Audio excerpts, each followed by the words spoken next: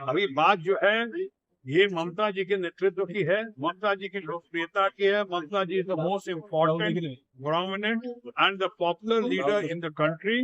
अब उनकी इज्जत की बात है, उनकी शाख की बात है। हम लोग जब जीतेंगे यहाँ से, दरअसल ये जीत होगी फिर से ममता जी के नेतृत्व की, उनके व्यक्तित्व की, उनकी पॉपुलरिटी की, उनके विश्वास की, और फिर जीत होगी तो कांग्रेस की और आसनसोल की जनता जनार्दन और बंगाल की जनता जनार्दन।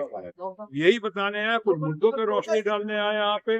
हम सबने मिलकर मुद्दों पर रोशनी डाला कि ये महंगाई और बेरोजगारी और जितनी सारी बातें हैं आपने सुना, उससे ध्यान भटकाने के लिए इलेक्ट्रल बॉन्ड का कोई जिक्र नहीं कर रहा है। मोस्ट ऑफ द मीडिया तो पूछता ही नहीं इलेक्ट्रल बॉन्ड के बारे में। हालांकि सबसे बड़ा घोटाला जो है वो इलेक्ट्रल बॉन्ड का हुआ है पूरे देश में। और कभी जैसा मैंने जिक्र किया कि निर्मला सीतारमण जी जो फाइनेंस मिनिस्टर है, उनके हस्बैंड ने खुद कहा है ये भारत का नहीं बल्कि विश्व का सबसे बड़ा घोटाला है इलेक्ट्रल बॉन्ड घोटाला, खासकर टॉर्शन घोटाला। तो यही सब बातें करने हैं, या यूं समझ सकते हैं जैसे माननीय प्रधानमंत्री कहते हैं 10 साल को कहते हैं अभी तक ट्रेलर दिया है। ट्रेलर कोई 10 साल का नहीं होता है, 10 मिनट का होता है, 2 दिन का होता है। आज तक जो प्रधानमंत्री ने प्रेस कॉन्फ्रेंस नहीं किया हिंदुस्तान में 10 सालों में, हमेशा शूट एंड शूट बोल के आगे निकल जाते हैं, बात नहीं करते हैं। तो मैं अभी सामने आके कह रहा था कि ये सब मुद्दे हैं, बाकी चीजें वो मुद्दों से भटकाने के लिए कर रहे हैं। मणिपुर में जो होता है उस पर कुछ नहीं करते, आबे कठुआ पे होता है उस पर कुछ नहीं बोलते, हमारे हाथरस में हुआ उस पर हिसाब किताब इस्तीफा नहीं मानते हैं। लेकिन यहाँ पर संदेश खाली में उसके जिम्मेदारी और जिम्मेवारी ठहराते हैं माननीय मुख्यमंत्री के बंगाल के, और उनसे कहते हैं इस्तीफा की बात।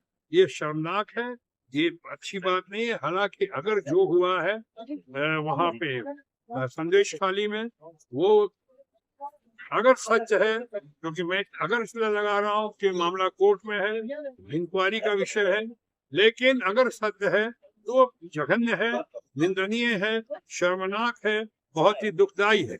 तो लेकिन इसका मतलब ये नहीं कि आप हमारे मुख्यमंत्री पे, जबकि लोगों की गिरफ्तारी हो चुकी है, मुख्यमंत्री पे आप उसका ठेकरा फोड़ें। और अगर ऐसा करना है तो आप पहले मणिपुर के लिए इस्तीफा दीजिए, हाथरस के लिए दीजिए, कठुआ के लिए दीजिए। अभी कानपुर में जो हमारी परिवार की बच्चियों ने आत्महत्या की सामूहिक दुष्कर्म के बाद, उनके नाम पे कुछ कीजिए या दीजिए। ये सब बातें मैं कह के अभी बीजेपी से अभी तक कैंडिडेट नहीं दिया, क्या बोलेंगे? ये तो हम नहीं कह सकते ना, ये तो विधान बाबू बोल सकते हैं कि क्यों नहीं कैंडिडेट दिया उन्होंने। नहीं, आपका एगेंस्ट पे अभी तक कैंडिडेट अभी तो बीजेपी का तरफ से नहीं मिला, क्या बोलिएगा? आपका एगेंस्ट पे खड़ा नहीं हुआ, क्या बोलेंगे? अब देखिए, ये तो आप लोग को ऊपर निर्भर करता है, आप लोग पता कीजिए खोजबीन के, विधान बाबू बोले। लेकिन मैं इतना कह सकता हूँ कि ये उनका और उनकी पार्टी के अंदर का मामला है। अभी वो किसको लाते हैं नहीं लाते हैं, कब लाते हैं, या फिर फील्ड में उतरने से पहले विड्रॉल करवाया जाता है। ये सब मामला जो है उनका इंटरनल अफेयर है, उसमें हमारा कुछ बोलना ठीक नहीं होगा। लेकिन हाँ, हमारे भाई हैं छोटे विधान उपाध्याय, ये बोल सकते हैं, कांग्रेस बोलेगी। इस चुनाव में आपका रणनीति कैसे रहेगी? क्या रणनीति कैसे रहेगी इस बार? देखिए, मैं चुनाव लड़ा, मैं एक माध्यम हूँ।